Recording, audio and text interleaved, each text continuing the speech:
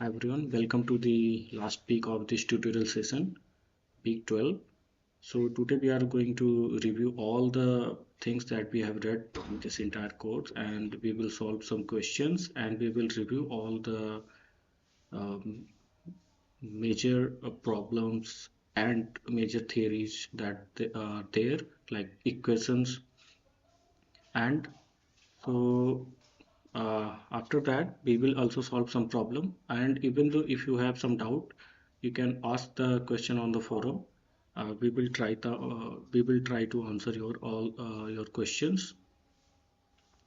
So I will wait for a few more minutes, then we can start. Okay, so I will also upload all these recordings on YouTube, where you can watch them later on based on your convenience.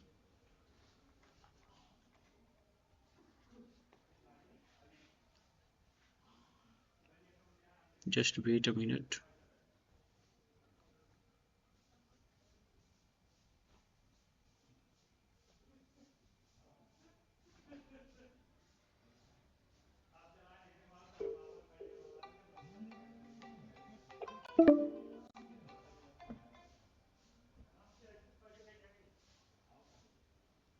Okay, I think we are good to go now.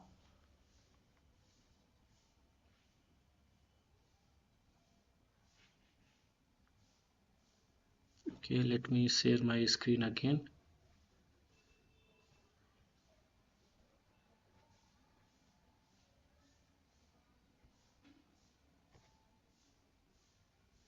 Outline of for today's discussion session is that we are going to review the electrostatics, we are going to review the fields in materials, we are going to review the fields means magnetostatics, and then a short review of time varying electric field and magnetic field.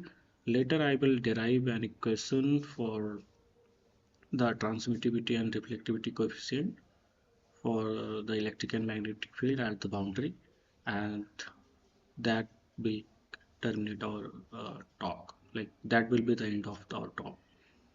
Okay. Even though this is the last tutorial session, if you had any doubt, you can always ask those queries on Google forum. We will be answering those questions. So feel free to ask any question on the Google forum. And also we are going to share this recording with you on YouTube, so there you can watch it later on, and also you can ask the question there. But it will be good if you ask the question on Google forum, because there other TH and me also will be seeing those questions and we can answer. Okay, so I think nobody has joined till now, so I will wait for a few more minutes, and then I will start.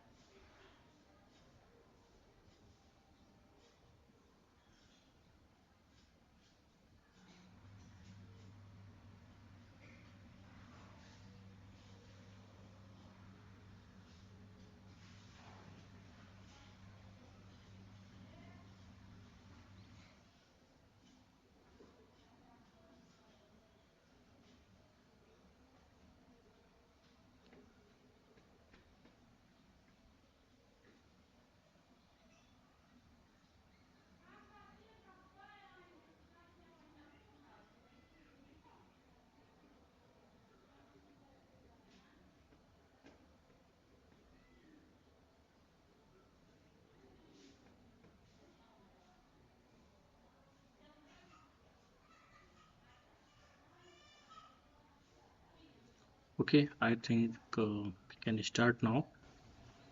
So our okay, as we know that first we started with the force between two charged particles.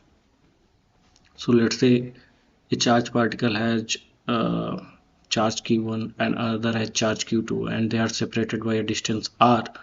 Then the force that was acting up between them was F is equal to 1 over 4 pi epsilon naught q1 q2 over the r square, that's the distance r cap. Okay, r cap is the direction along the connecting line which is connecting this charge q1 and q2, means that distance r.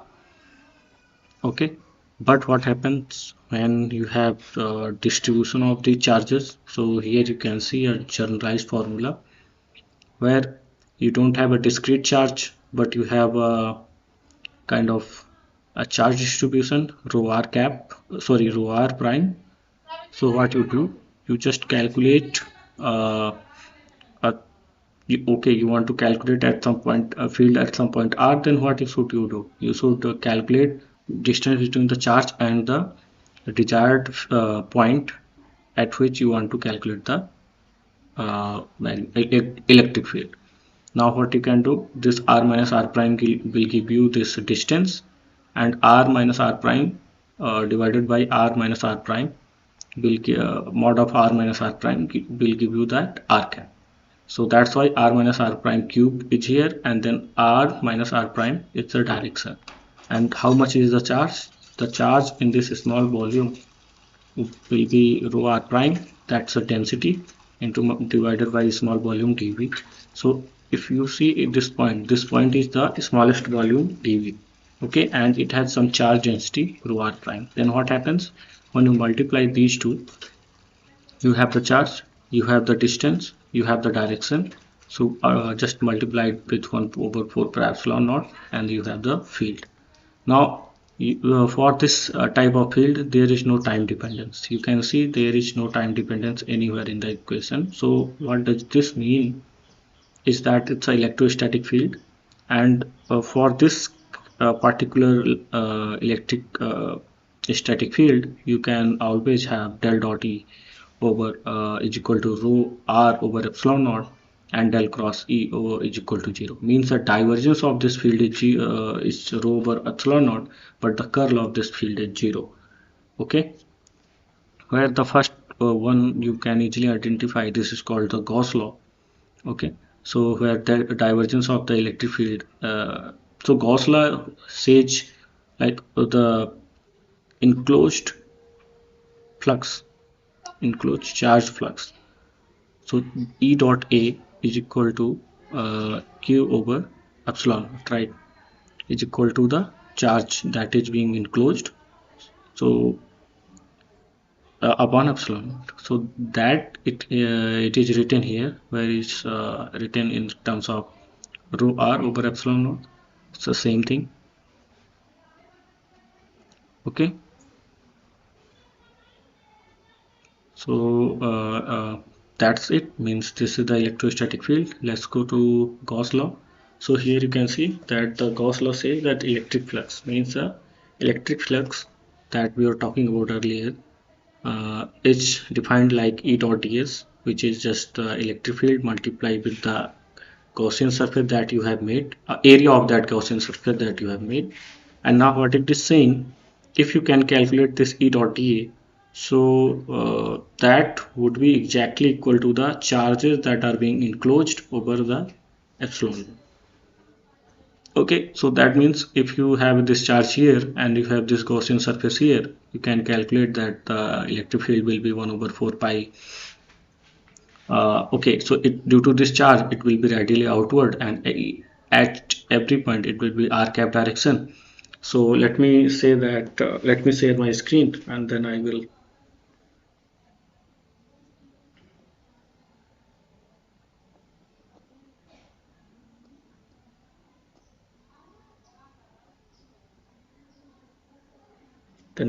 show you how this goes law. Yeah,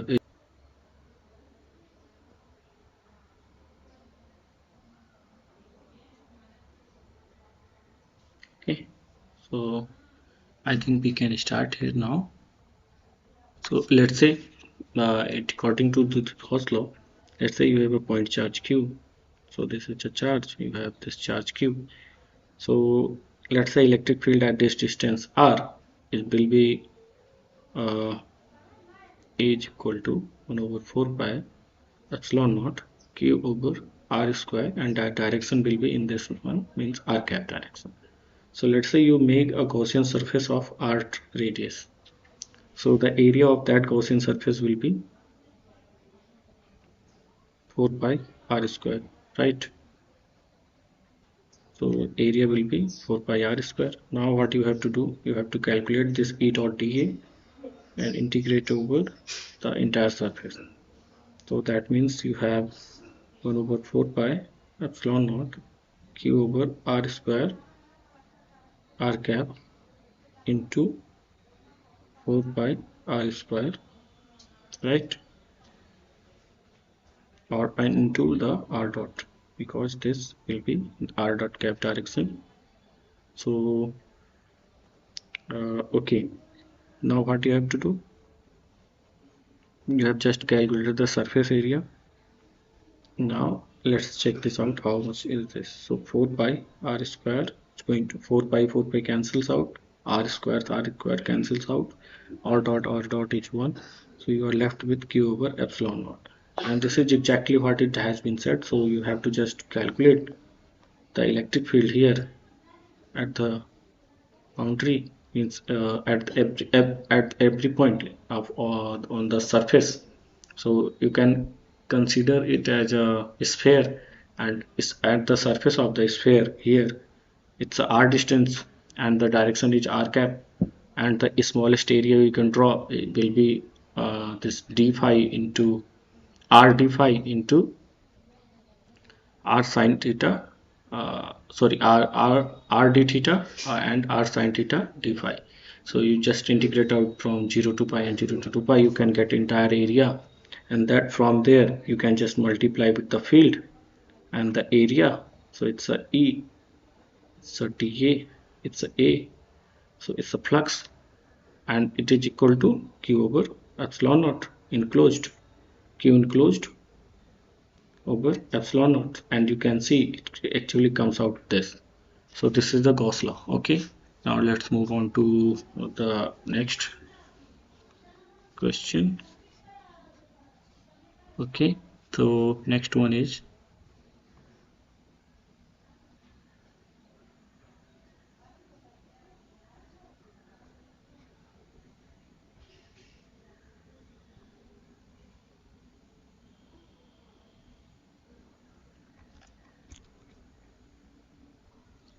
okay, so next one is this. So you have to calculate the, sorry, now based on this understanding, there is a question. So a hemispherical surface of radius r in the constant electric field is directed perpendicular to the base as shown. The flux through the curved surface of surface S of the hemisphere is. Okay, so it's very simple, because it does not matter which type of Gaussian surface you make.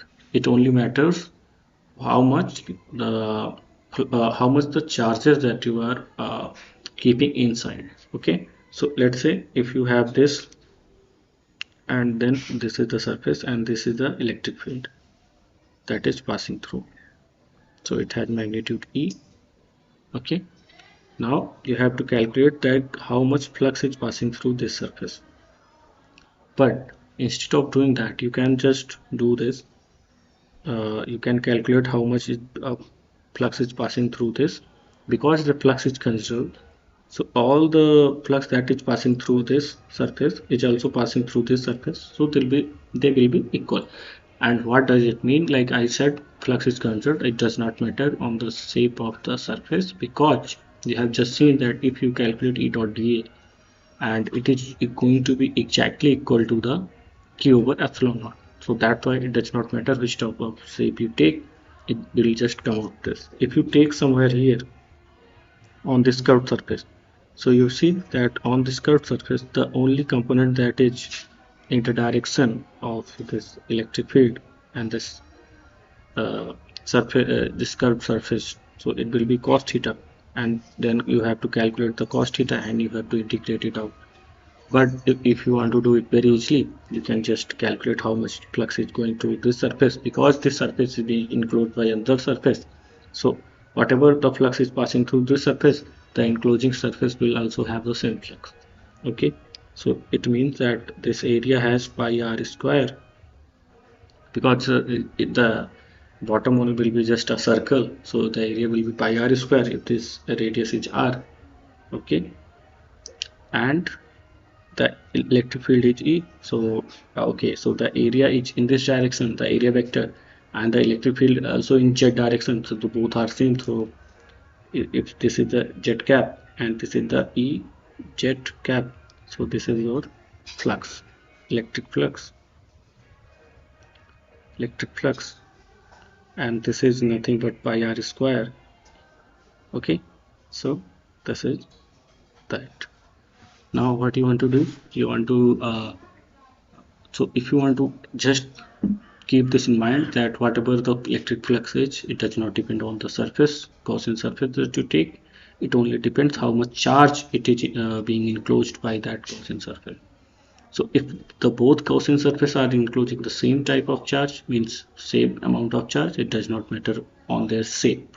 Okay, so now based on this, you can always calculate the electric field an of an point charge distribution. So just you have to do, first you have to, okay, for 2 points, let's say there are 2 point charges q1 and q2. So you know the force between them, F, that is given by 1 over 4 pi epsilon naught q1 q2 over r square r cap. Now what you have to do, you have, if you just displace this a little bit amount of dl, so what you will have, let's say in the direction of the force, so you will have 1 over 4 pi epsilon naught q1 q2 over r square, and then the small displacement that you have just done will be dl. Okay, so let's say it's a dr, does not matter, so it's dr. Now this is the f dot dr, so this is the work done. Okay, now you it's dw. Now you want to integrate it out, so just integrate it out, and you will have this total work done. So the force that will be acting on this one will be so it will depend on the direction from like A point to B point, so it's going to from A to B. So but this is the work done we are doing, so just negative of that will be the work done by the system. Just we have to do, because this force is okay, so okay, you can calculate it, but you can just f dot dl and just you integrate it out, you will have the work done. Okay, so work done. Now this is the work done, so it will be stored it at the electrostatic energy. Now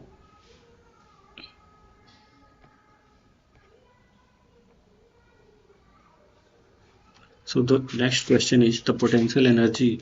Okay, so here we are talking about the potential energy of the system of two identically charged spheres as shown in figure is equal to, assume the charge distribution to be uniform. So if the charge distribution is uniform, so due to one sphere, how much is the electrostatic energy stored? So if this has a radius r, so it has around the energy that it can store is, if uniformly distribution, is 1 over 4 pi epsilon naught 1 over r square, and the charges that you have put in, so this plus q, so it will be q square and half of that. So due to this sphere, it's u1 which is equal to this, Let's say you have another sphere with same configuration, so that with energy u2, and that will be identically like equal, will be equal q over r square. But the interaction between them, if the distance is r, so it will be like this charge will be like a point charge plus q, this charge will be like point charge plus q.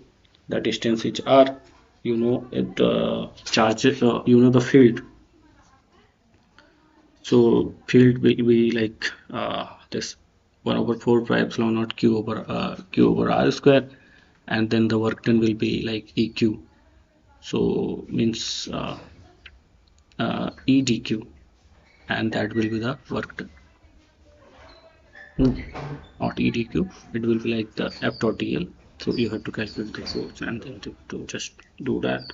And once you do that, so u21 will be 1 over 4 pi epsilon naught q1 q2. Sorry, my mistake, it's not going to be r square, it's integrated it out, so not be there. But q1 q2 over capital R, but the q1 is equal to q2, it's given. So u21 will be 1 over 4 pi epsilon naught q square over r. So now if you calculate the total energy, so the energy due to the single sphere, energy due to the second single sphere, energy of interaction between those two spheres, so you have the energy total, u total will be u1 plus u2 plus u21, and then you have 1 over 4 pi epsilon naught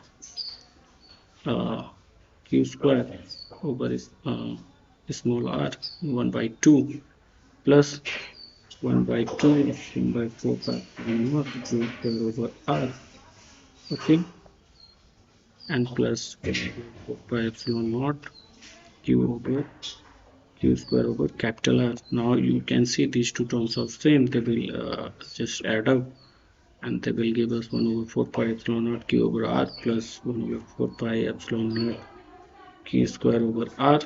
Then we just sum it up, 1 over 4 pi epsilon naught q square, just we will have 1 over r plus 1 over capital R. So this is the energy stored between the system. Okay, now the next question will be, okay, so next question is the application of electric field. Okay, so you have the electric field for r r greater than b and r greater than r less than a by Gauss theorem, and then the electric field for a between a r between a and b will be from Gauss theorem. So like you have this uh, the system with radius a and b, and then you have put this potential, so you have some charges at q, and you have put this on ground, so it's minus uh, so it's at zero potential. So okay, now what will happen? So how we come to at zero potential? So you put this is a positively charged surface, so because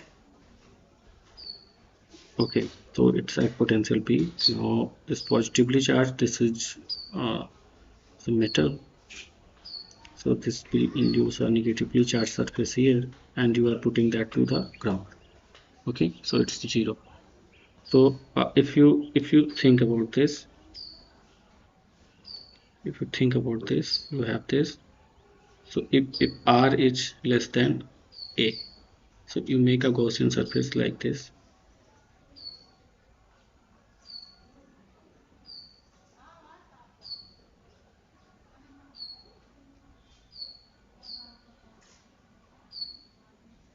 So this is r. So you can see it is not enclosing any charges. So no charges are enclosed. Okay, no charges are enclosed when and r between a and when r is less than, okay, so it's less than a, the closed integral of e less than means the field here dot dA will be Q enclosed over epsilon naught. But what happened here is this, that there will be no electric field because Q enclosed is 0, so 0 upon epsilon naught. And E dot dA for any arbitrary area, it's not 0. That means E is 0. So E less than, for E is equal to 0 for R less than A. Okay, this electric field will be 1 over 4 pi epsilon naught Q over R square. Okay, but what happens when you are in between the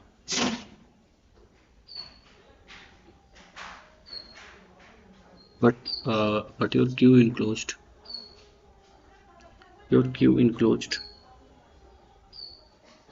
so it will be like this. But what it is, okay, but you know that if you put the charges Q here, so it will induce a potential P because you have added to the potential meter.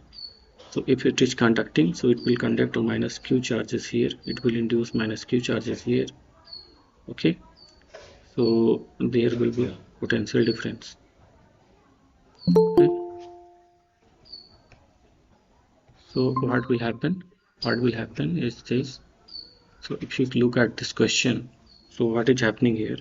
So Q enclosed will be 0. So E greater R greater than B will be 0.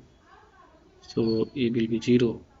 Sorry, you can write this like E will be 0 or R greater than B. But when R is between A and B, that means in this area, in this circumference, when R is this, then what will happen? There is this plus Q charges here,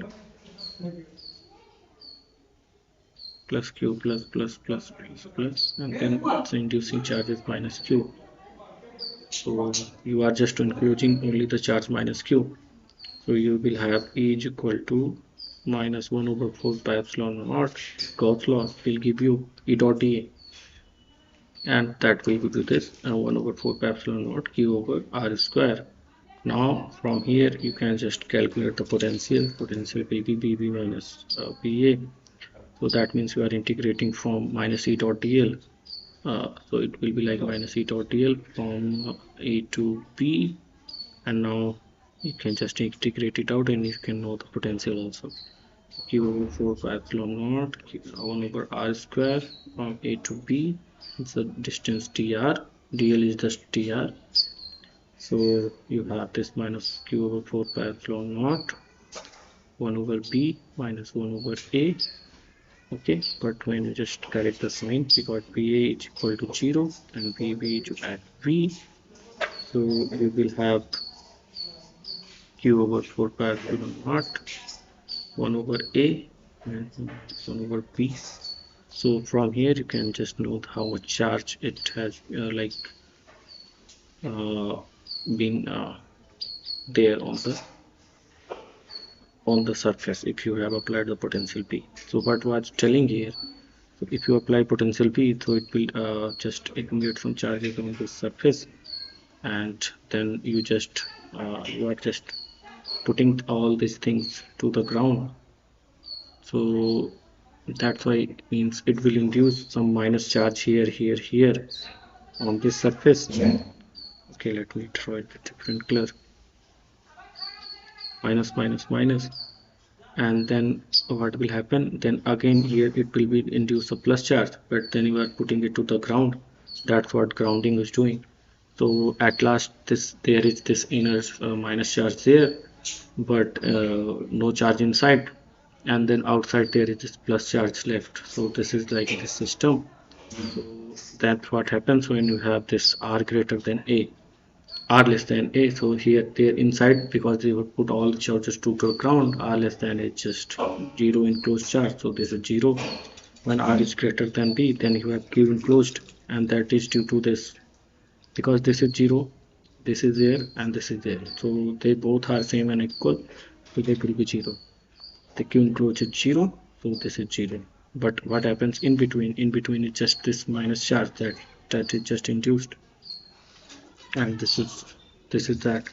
So this is the minus charge that has been induced on the surface, and from there you can calculate all this, and you have this charge that has been induced.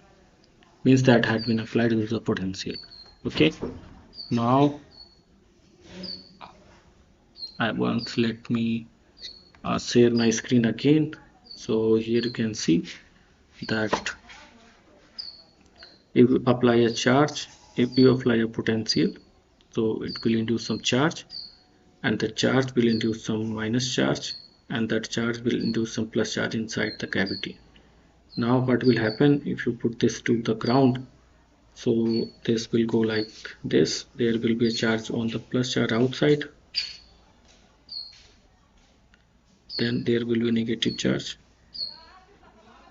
then there will be a positive charge. But if you put this ground, so all these charge potential will go up. Okay, so this is how it behaves like. Now what we have to do is this next question. Okay, so okay, this is what I've done. So then we just seen that for r less than a, what is the electric field, then r greater than b, what is the electric field, then when e is in between, then we have calculated the potential. From potential we have calculated what is the relation between charge into means the charge that is there on the surface and the potential applied. Okay, now let's go to our next, uh, that is this Poisson and Laplace equation. So you can see here that Poisson equation is nothing but del square B is equal to minus 1 over epsilon naught rho, and the Laplace equation is without source, means without rho, and that is del square B is equal to 0. So you can know, you can see this in these equations from you can derive these equations from let's say, because you have a relation between this the Gauss law. So your Gauss law, you can write this in this differentiation, that is del dot E is equal to rho over epsilon naught, and but you know that the that E is nothing but minus of del V. So del dot of V is del square V, and then minus sign goes in the right hand side, and it's 1 over minus epsilon naught rho. Okay, and once you have no source, means that rho is 0, so Laplace equation becomes del square B is equal to 0. Okay, so you have the question number 4, so where you have a plate, infinite plate, so and you have a charge plus q at distance t, and the condition is that the plate is has been grounded, means the potential at the plate is 0, and then you have to calculate what is the potential at any given other points x, y, z in the configuration. So this is a problem of image charts, and now because you can solve this problem by using by using the Poisson equation, because in Poisson equation you have the source term, so source is there. But the problem is that it will be much more complicated, with you have to handle the boundary conditions and all. But if you think about this problem as a method of images, then what you can do, you can just, because the problem is you have a plate, you have at this it's in the z direction, you have 0 0 d, you have a charge q, and thus this plate is equal to at 0. Now what they are asking for, they are asking for what will be the potential at xyz. So what you can do, the only condition you have to satisfy, in the boundary condition that you have to satisfy is this. Okay, so what will happen here, we have to just calculate the potential. That means b x y g have to be 0 at here. So what you can do, you can just easily, at t distance you can put another negative charge. So what will happen? You can just calculate the potential due to this charge at this plate. It will be like uh,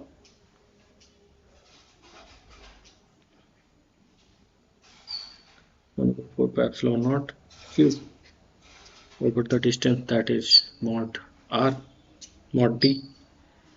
And now this is due to this positive charge q, and this potential due to negative charge will be v minus q, and it will be 1 over 4 pi epsilon naught, and then minus comes here over d. Now if you sum it up, b is equal to b plus q plus b minus q. You will have both the charges, and it will be like 1 over 4 pi epsilon naught q over d minus 1 over 4 pi epsilon naught q over d, and then you sum it up, it will be like 0. So this is satisfied.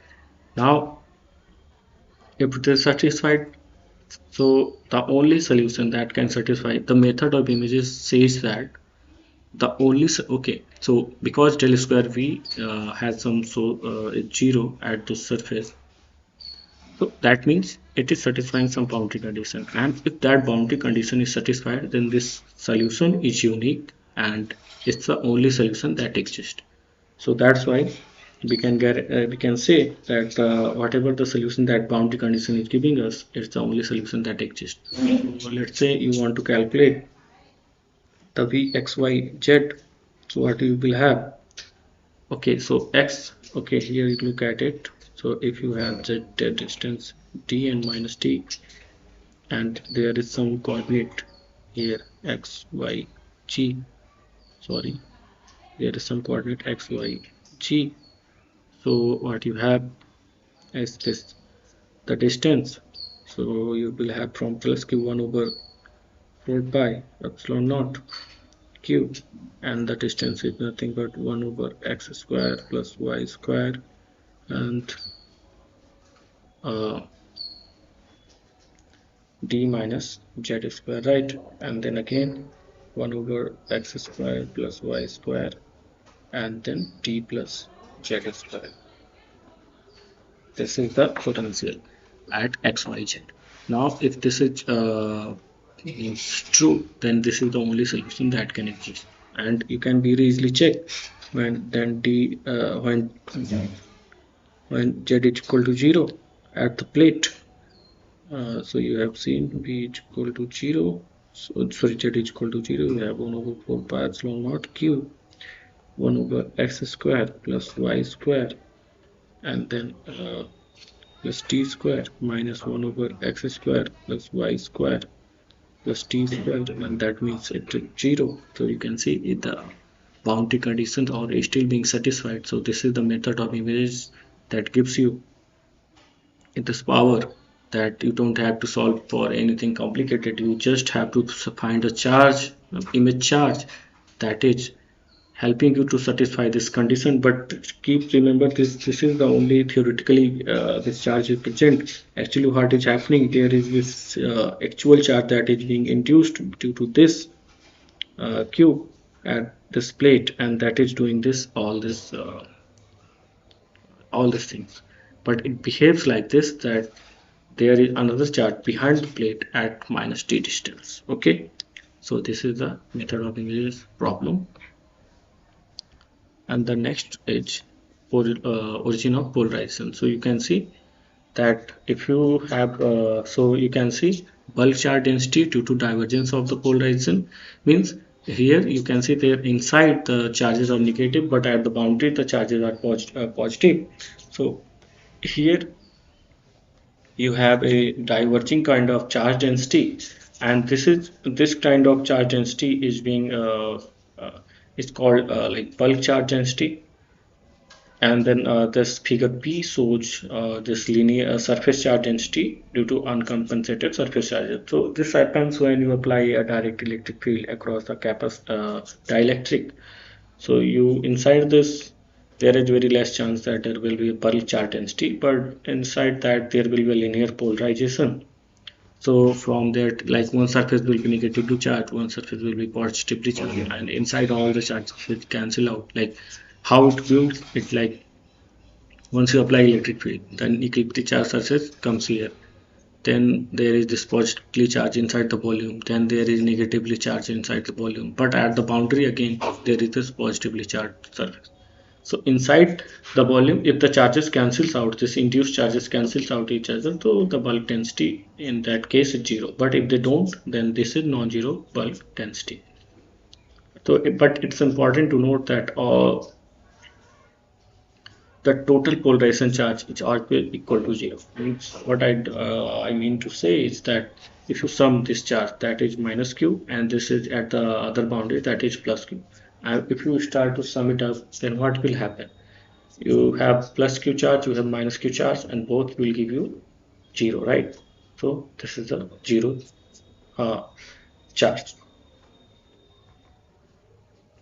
So Gauss law in the presence of dielectrics, what happens to Gauss law? So Gauss law gets modified according to this. So where okay, because now we have seen that there is this induced charge that occurs due to the application of applied electric field in some medium. So that is called rho bound charge, means that is bounded within the material, but on the boundary and inside the bulk of that material also. So that is called rho bound, and the rho free is that the charges that we have that are there present uh, in the material, that free charge that we have put by our hand. So let's say how this Gauss law is being modified, because you know that del dot A is equal to rho over epsilon. So rho is the total charge. It does not matter whether it's free or not. It just takes account in like how much charge you have, how much charge is there inside the Gaussian surface. So rho b plus rho free. So but the rho b is coming due to the polarization of due to this polarization, where it has some relation with the polarization that is giving us the divergence of P. So that is the bound charge. That is the bound charge. Okay. So it's given due to the divergence of P. Now,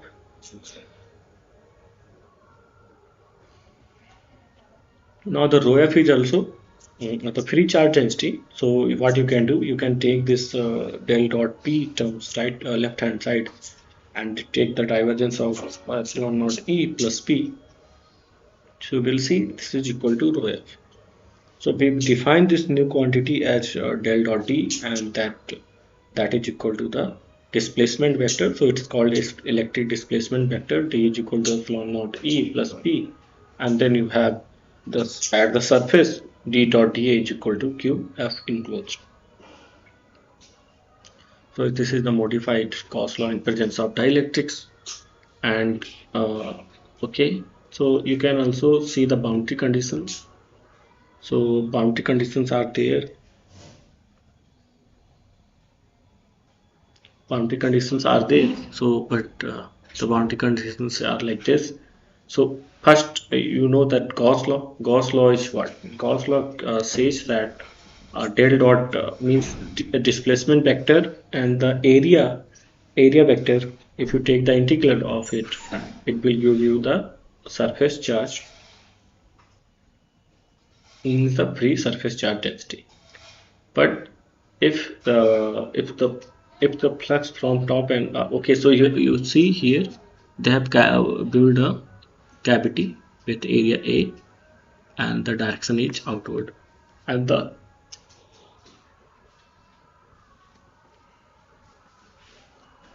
surface charges are there given as sigma.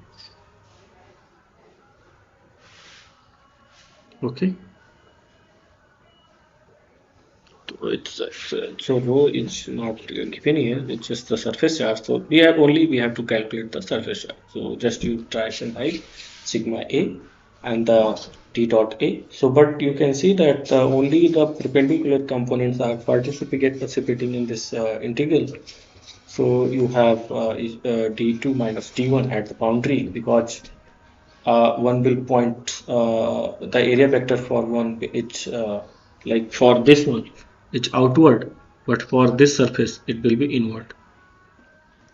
So area vector is opposite, that's why d2 perpendicular minus d1 perpendicular into A is equal to sigma A, and A cancels out both sides, so you have d2 perpendicular minus d1 perpendicular is equal to sigma.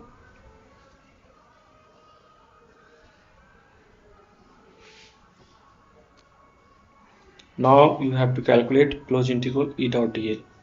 And why we are doing that? Because we know that the curl of this electric field is zero at the uh, anywhere for this electrostatic field. Okay. So if we do that, what happen? So E dot dl. So E dot dl will take only this. If you make this a very small this some surface, very small some loop, let's say C loop. So what will happen? Only the tangential components will contribute, and as this loop, let's say, gets thinner and thinner, so along only this tangential component will remain, and the integral of all those this parallel component will vanish.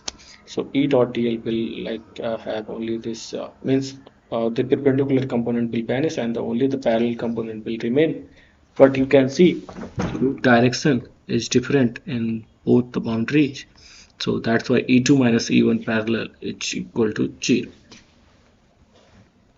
So you can see it very easily that D2 perpendicular is equal to epsilon 2 z. Z means this perpendicular direction, and E1 epsilon 1 z. E2 1 x y E2 x is equal to E1 x, E2 y is equal to E1 y.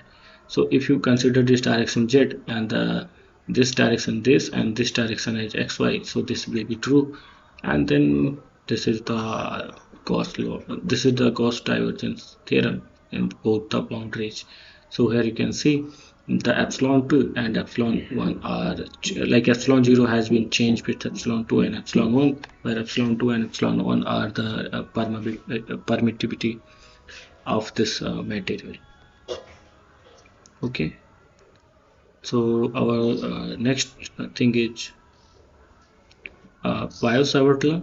So Biot-Savart law, you have seen that if you have a loop, if you have a loop like let's say if you have loop or a charge current carrying wire, so what you can do, you can just uh, if you wanted to know like at what position you want to calculate the magnetic field, you have to just mu 0 over 4 pi, take that wire loop, take that wire like the segment, and you have to just what is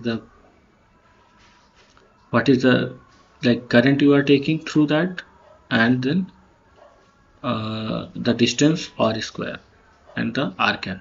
So it's like mu 0 over 4 pi I r cap over d tau. D tau is the how much current is passing through that current density.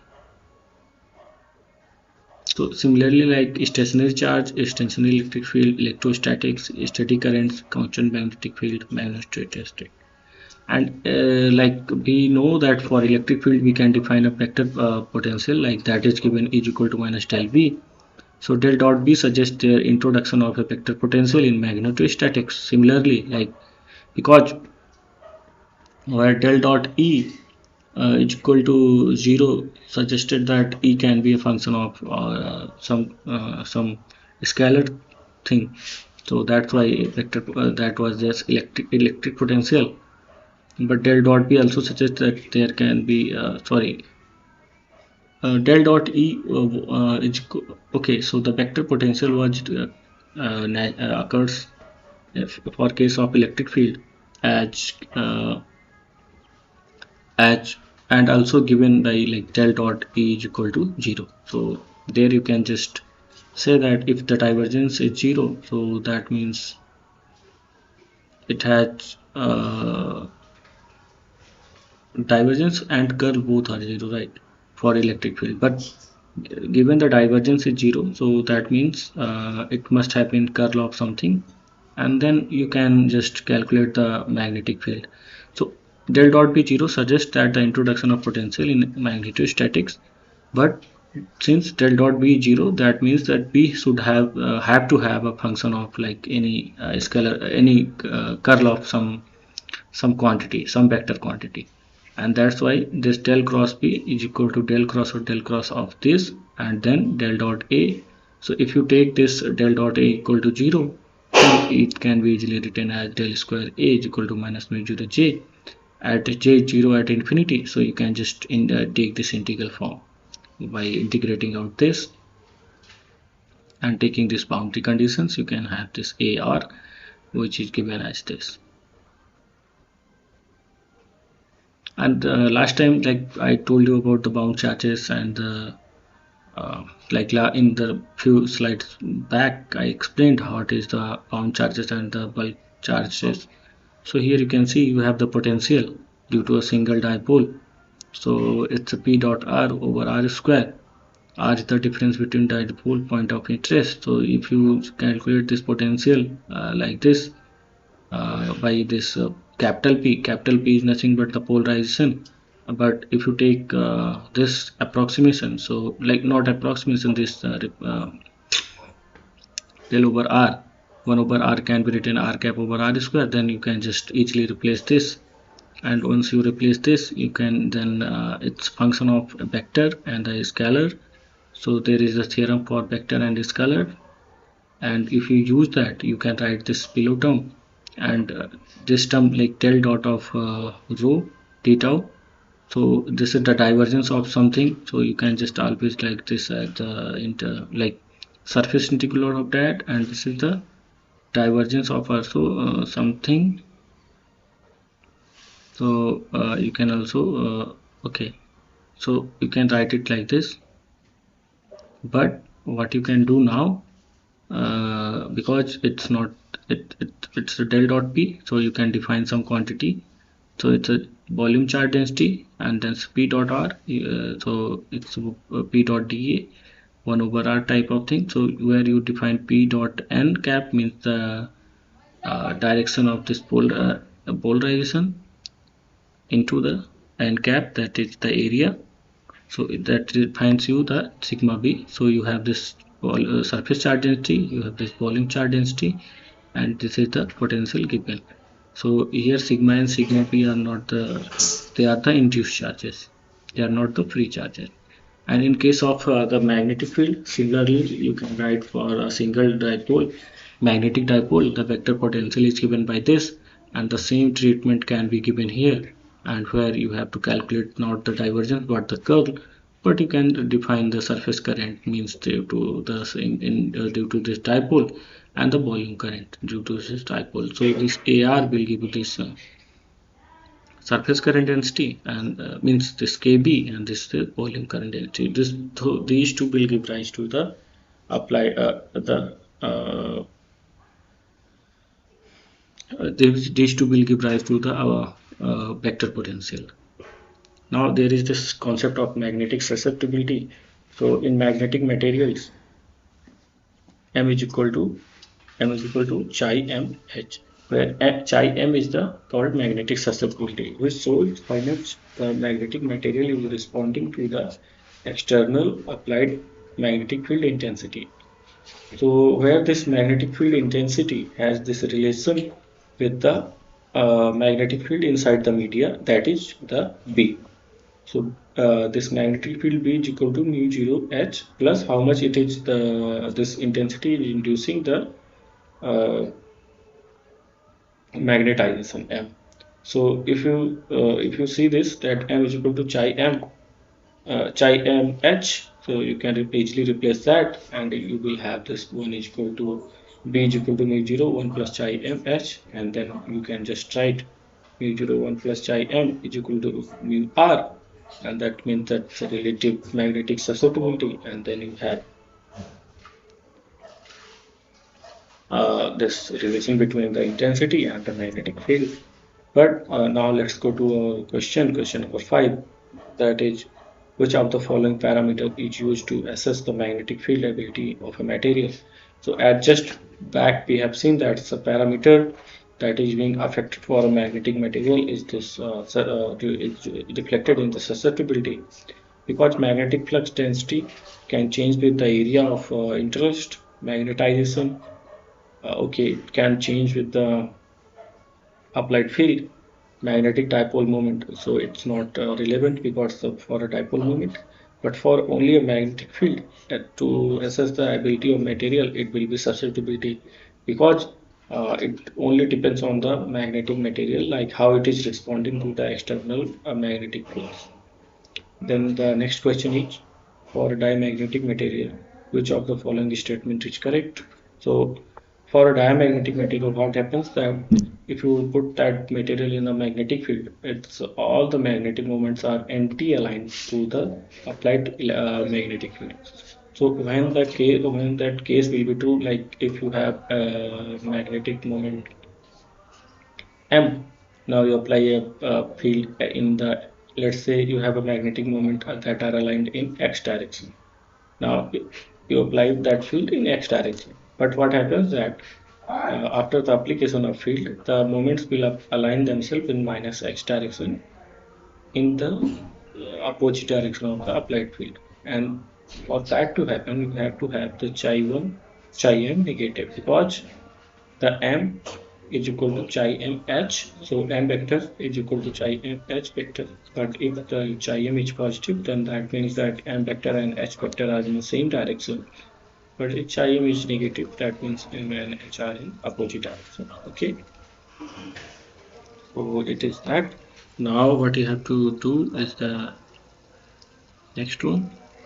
Next one is that energy stored in the magnetic field. So similarly to the energy stored in electric field, we can also define that energy stored in the magnetic field. So what you have to do, like in the case of electric field, we can say d dot E with epsilon naught half of epsilon naught d dot E. But here you can calculate just half of d dot half of d dot E.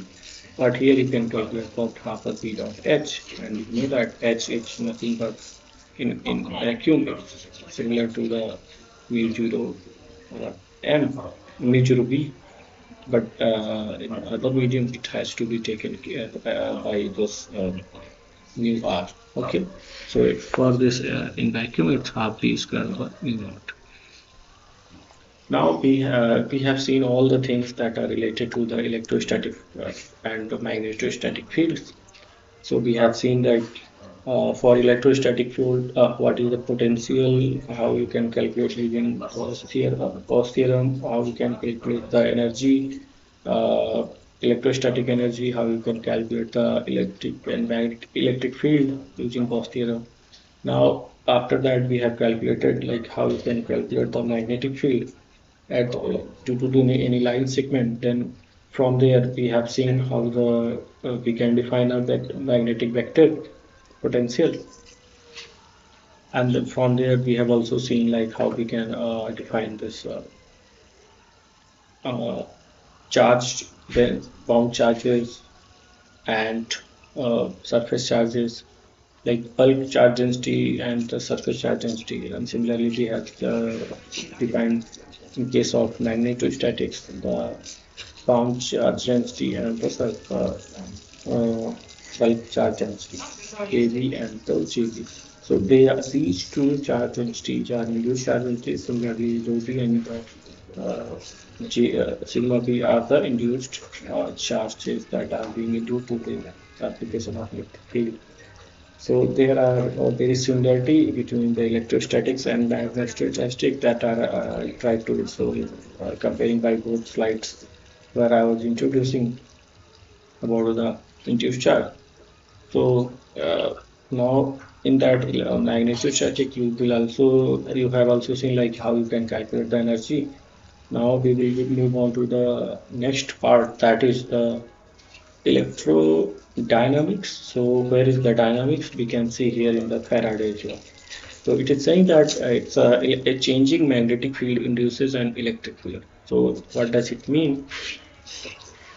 So you can see there is this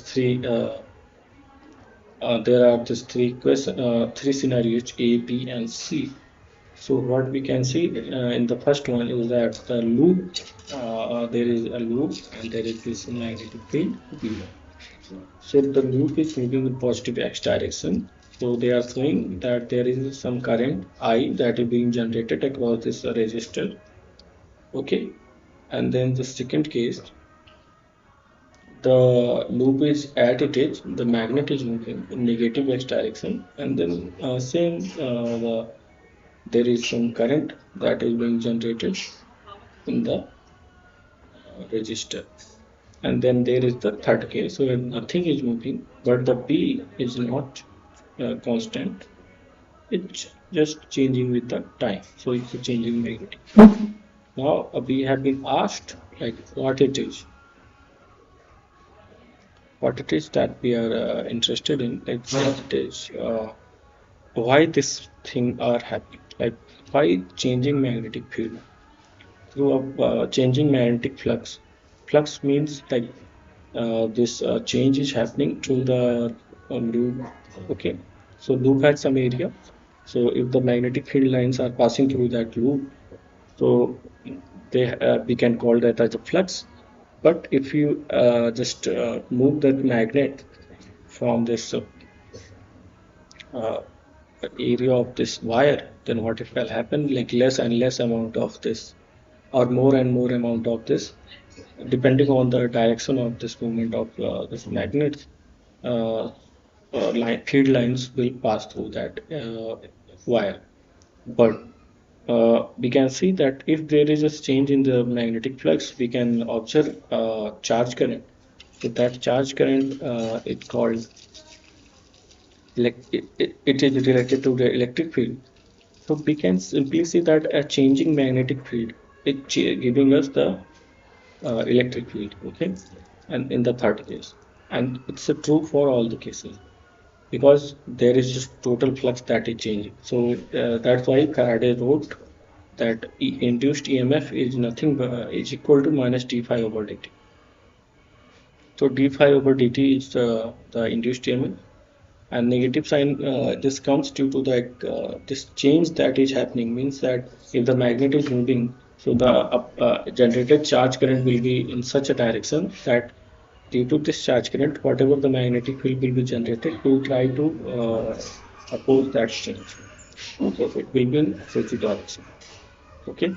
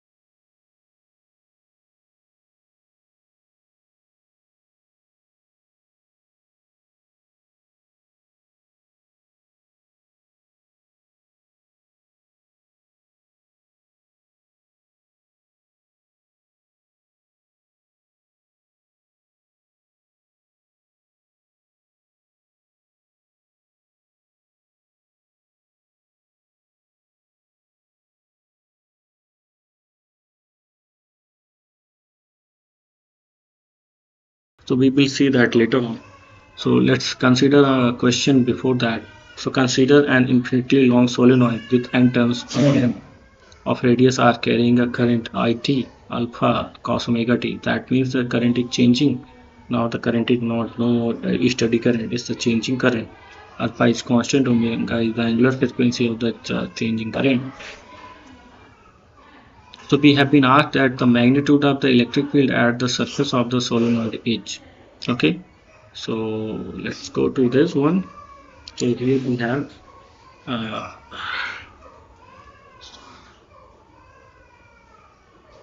so here what we have some solenoid. Okay, so it is carrying some current I is equal to alpha. I think it's cos omega t, right? Alpha cos omega t.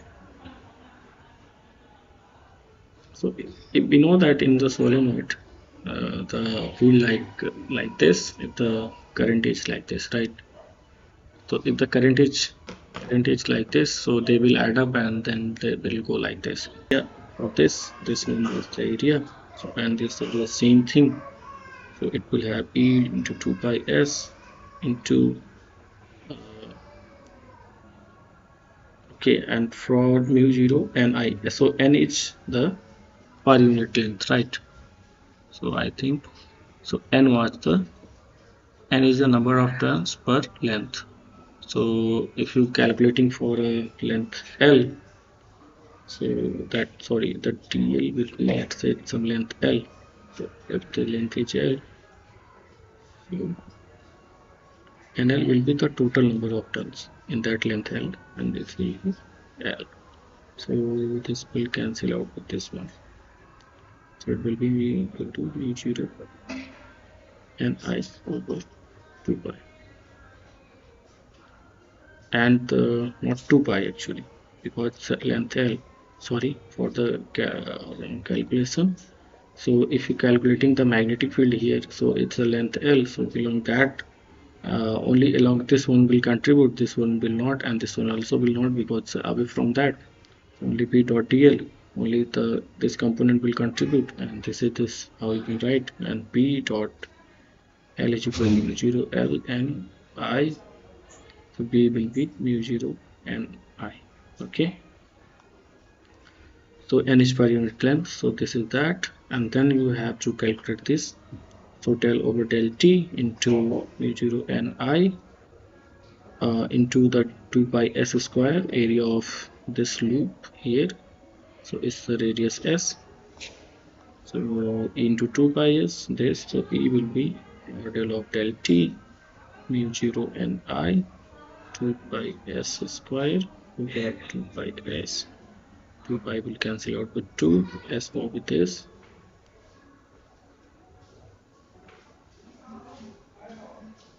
and from here you just calculate this mu 0 and I, and the time derivative so will be alpha, it was like cos omega t, I think. I watch alpha cos omega t.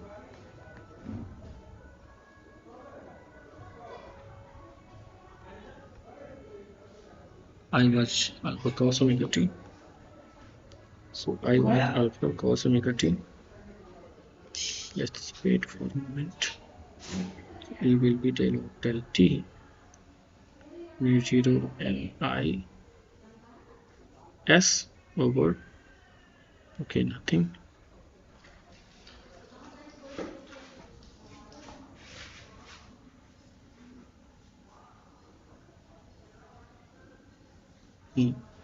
So di over dt is alpha sine omega t minus, with the magnitude you have to take, just take the magnitude, del over del t will be like this, mu 0 n I s alpha. Okay, so I changed s cos, say becomes sine omega t, that's it. So the correct option should be mu 0 n r is the, okay, so now if s is equal to r, just to replace this with r, so alpha mu 0 n r, and okay, omega is also there now, because it take the derivative, the omega will come here, so omega is also there, alpha, so s is now r sine omega t. Okay, so option C is correct one. Now let's go to our next question. So next are the boundary conditions that we have to see.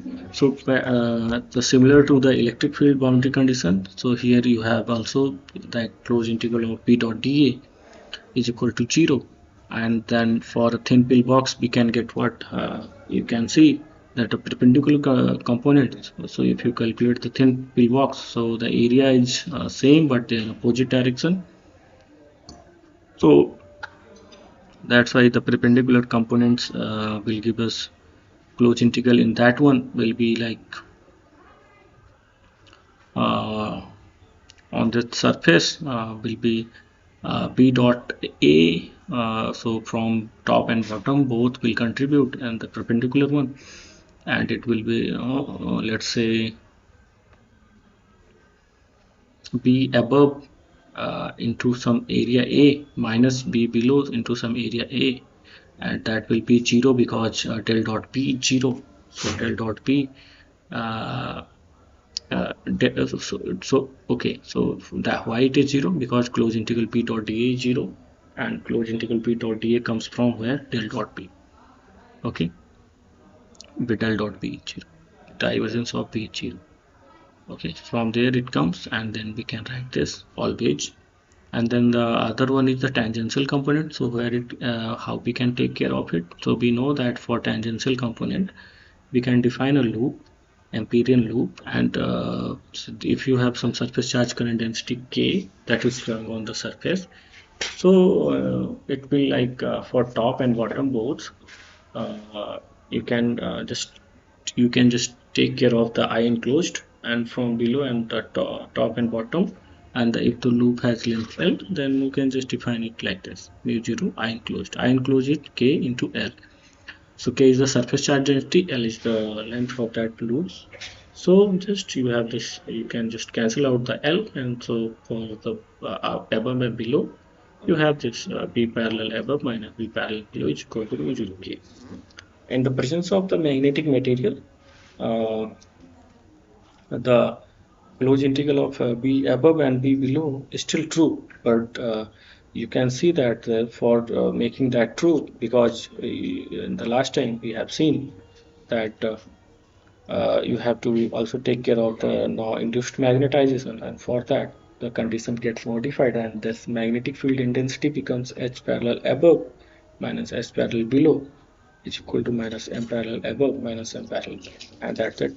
And the second one is this replacement with mu 0, because B is equal to mu 0 H, and that's why just replace with that H parallel above and H parallel below, and you have this Kf cross n cap.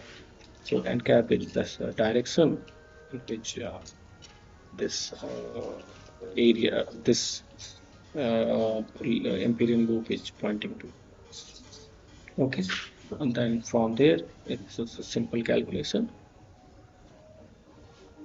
So these are the boundary condition. Now the next question that I have asked is that whether a changing magnetic okay, so you have seen that due to the Faraday's law, a changing magnetic field was creating an electric field right across the loop. So there you have seen that there was some current that was being generated. There was some current that was being generated at the Empyrean loop. Okay, at the resistance. So there was some voltage. Now at that time I asked a question whether the reverse is also true, means changing electric field will generate a magnetic field. So here you can see, in this case, here you can see in this case electrodynamics before Maxwell equation. So there is some reason for that.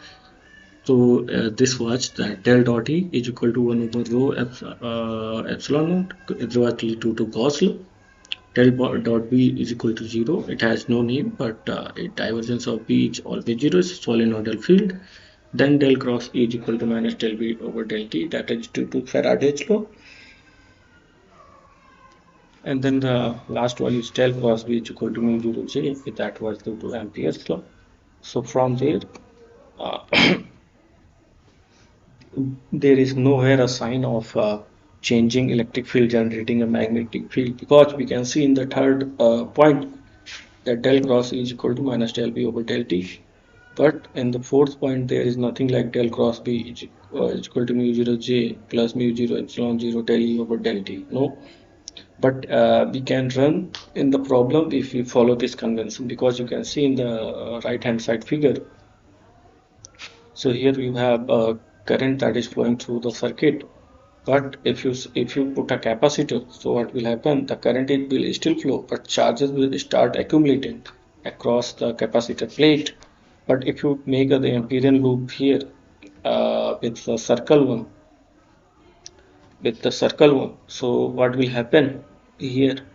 So the current is still 0 I. So that means that this is true, but if it like the empirical slope will be true. But what will happen if we change our Gaussian surface from this to the balloon type Gaussian surface? Because it will still like enclose enclose the current loop, but it is also enclosing the capacitor plate. So, but we can see that this loop that is enclosing the capacitor plate is not cutting the wire at any place, and but so that means that the current that is being flown should be zero, but that is not the case with the alternating current because the current passes. So it was suggested that we should introduce an additional term that is called the displacement current, and which took care of this disparity. So this del dot E is equal to 1 over epsilon naught rho plus del dot B is equal to 0, that has no name. And then there is this del cross E is equal to minus del B over del T, that is Faraday's law. And then fourth one is del cross B is equal to mu 0 J plus mu 0 epsilon 0 del E over del T. So this is the term that Maxwell has introduced. So from there, like we can now from here we can derive the many things, like one of them is the electromagnetic wave. So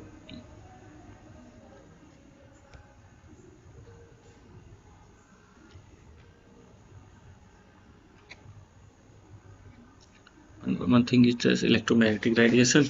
So that that you have seen that if you have electric field, you have a magnetic field.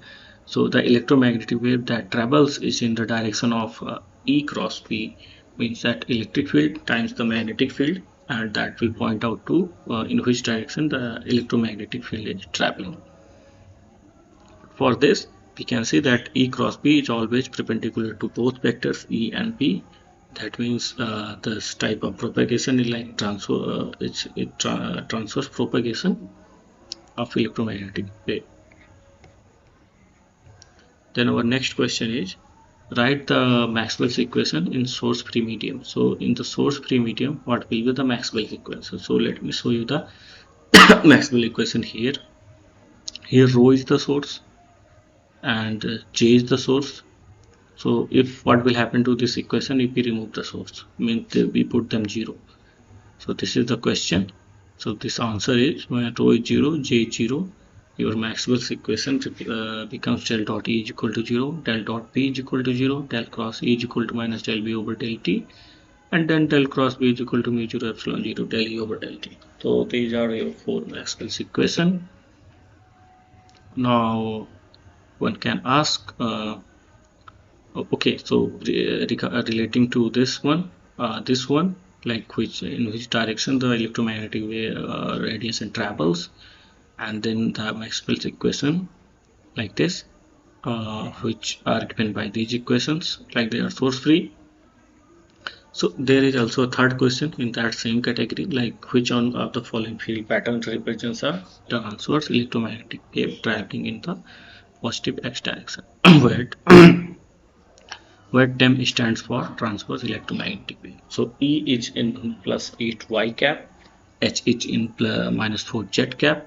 So if you calculate the E cross H cap, so you will have minus 32 x cap.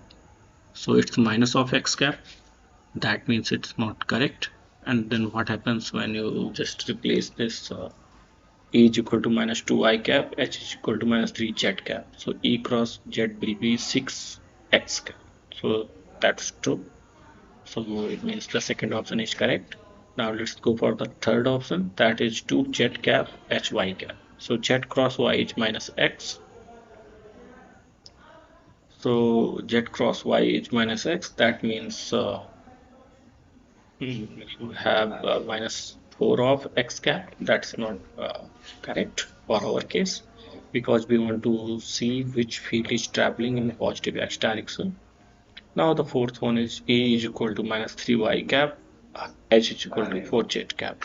So minus y cap and plus 4z cap is again minus x cap of 12. So it's not good also, because y cross z cap is always x cap and there is minus sign with the y in the amplitude. So it's giving us minus x cap over r. So that is not correct also. So only the option second is correct. Okay. Now here it is another question related to this. So if the electric field intensity of a uniform plane electromagnetic wave is given by minus 301.6 sine kz minus omega t x cap plus 452.4 sine kz minus omega t y cap, then you have to calculate the magnetic field intensity of this wave, and then you have to calculate okay, so magnetic field intensity you have to calculate. So easily you can see from here that E by this magnetic field will be given by V is equal to E by C, C is the speed of light, and cap times K.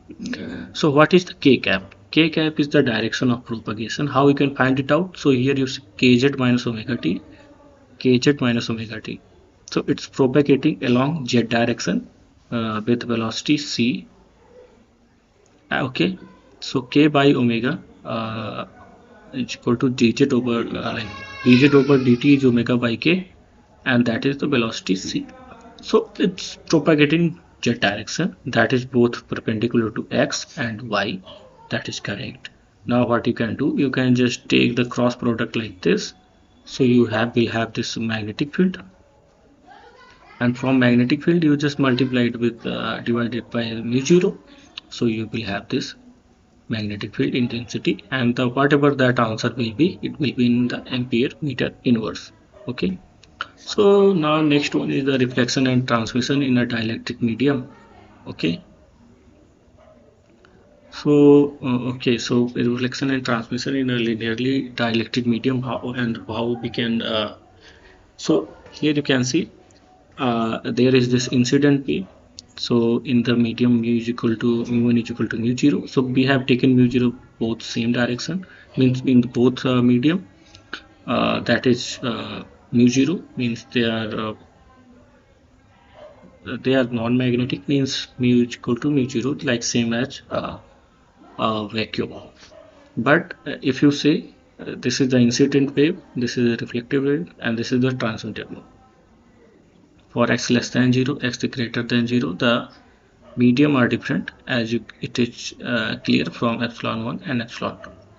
So we have to calculate for this kind of interface here reflectance and transmittance from normal incident of the wave. Okay, so let's do that.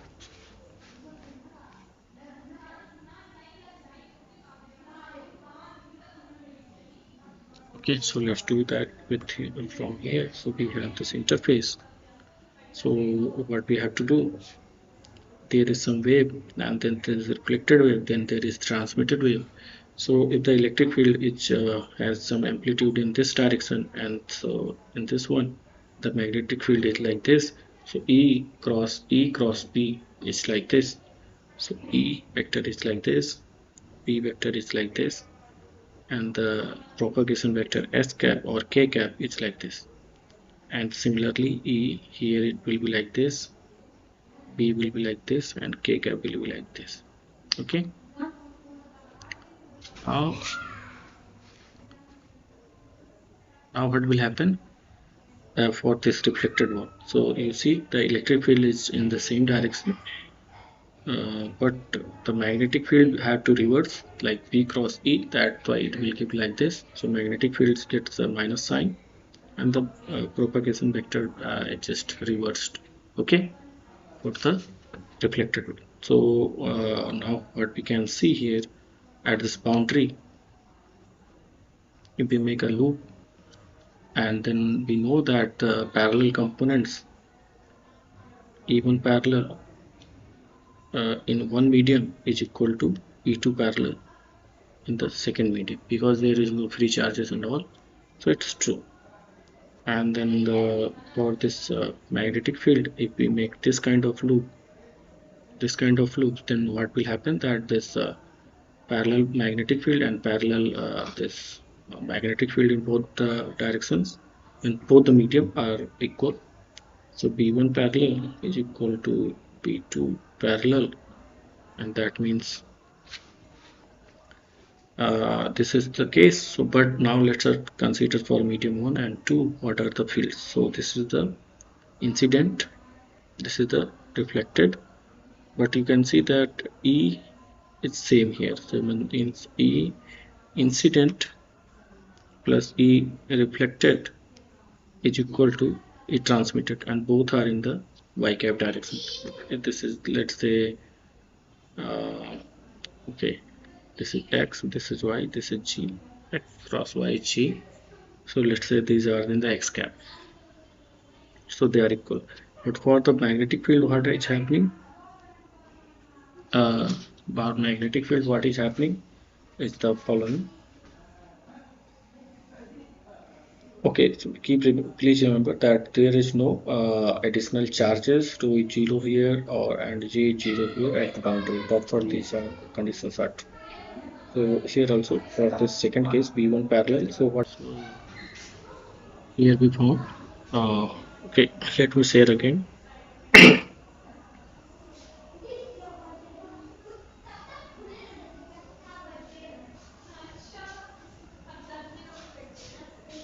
See here that we know also from previously you've seen that B cap was E cap over C K cross N cap. So where this has this direction EM, and this is the unit vector. If you talk about the mod value, so this so K cross N cap has this mod of 1. So the B is nothing but mod of B is E by C. So simple. So just take care from like taking this one. So if this is the medium with epsilon 1, this is epsilon 2, so you can just easily write.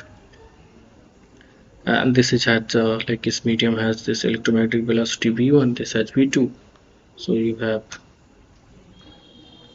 EI plus ER is equal to ET, and from sorry, this would be ET, and from BI, so VI you can write VI over V1 minus ER over V1 plus ET over V2.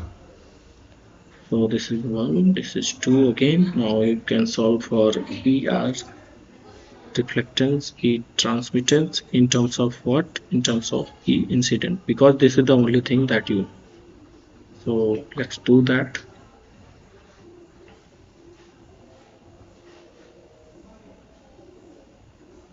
So let's divide the equation first with P1. So EI over P1 plus ER over P1 plus ET over P1, and the second equation at it is E1 over P1 plus ER EI over P1 ER over P1 ET over P2.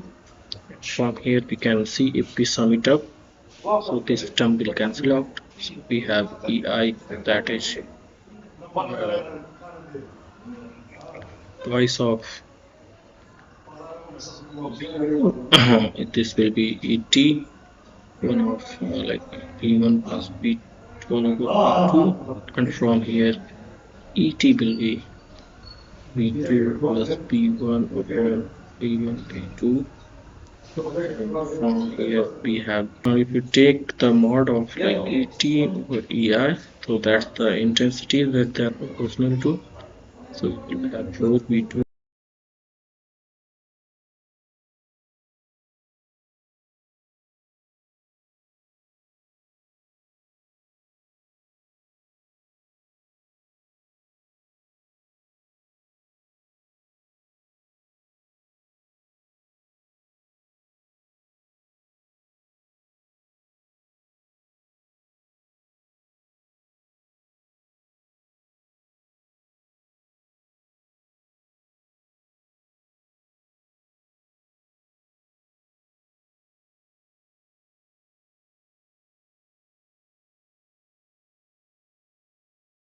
multiply this equation 1 with 1 over v2. So EI over E2 plus ER over V2, and then you have ET over V2, I over V1 plus ER over V1, AT over V2. So you have equations in 1 and 2. So if you subtract them, so you will have EI equal to V2 1 over V1, and then plus ER of V2 plus 1 over V1, and this will be 0 because they are same. So you have this equal to 0. Now you have this ER V2 plus V1 on V2 V1, and then you have EI, that is V1 minus V2 over V2 V1 with a minus sign, but then you can again write this as cancels out this, and this becomes v2 minus v1 v2 plus v1, and then you have the terms of e. Now you take the square both side, er squared is equal to v2 minus v1 squared over v2 plus v1 squared equal to ei squared. Now you take the ratio, so it will be like ei squared over e incident square equal to v2 minus v1 squared upon v2 plus v1 squared. So this is the reflection coefficient. So from here you can actually, if you have some okay, you can also relate it with the refractive index, that is for any, that is related to the velocity. Refractive index like related to the c by v. So c is the speed of light in the vacuum, v is the velocity in the medium. So that we know that c was 1 over mu 0 epsilon 0, and the velocity will be like 1 over mu 0 mu r epsilon naught r, like this. So refractive index comes like mu 0 epsilon 0 cancels out, it becomes like mu r epsilon r. So if the medium is non-magnetic,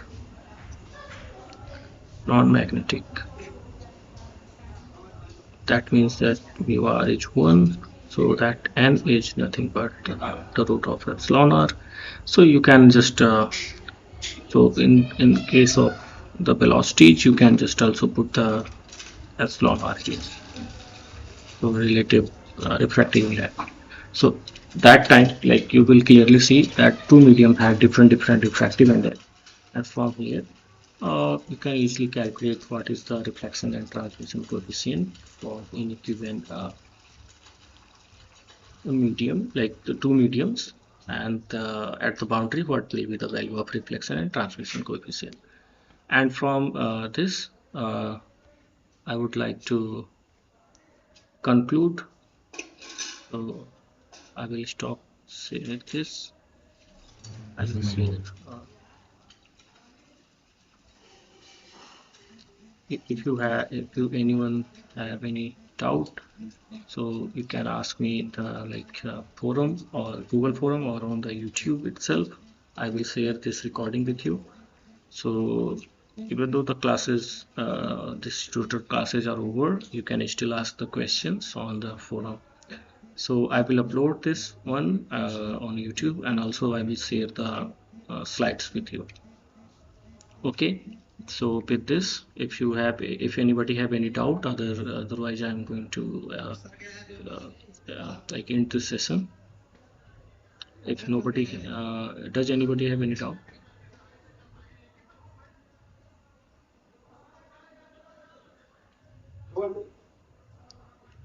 If nobody has any doubt, then I'm going to close this session. So before that, I want to acknowledge Professor Manoj Kumar Halbola from IIT Kanpur, NPTEL team, PMR team, and Department of Physics, IIT Kanpur, for providing me such an opportunity. Okay, thank you. So see you in the next course. Okay.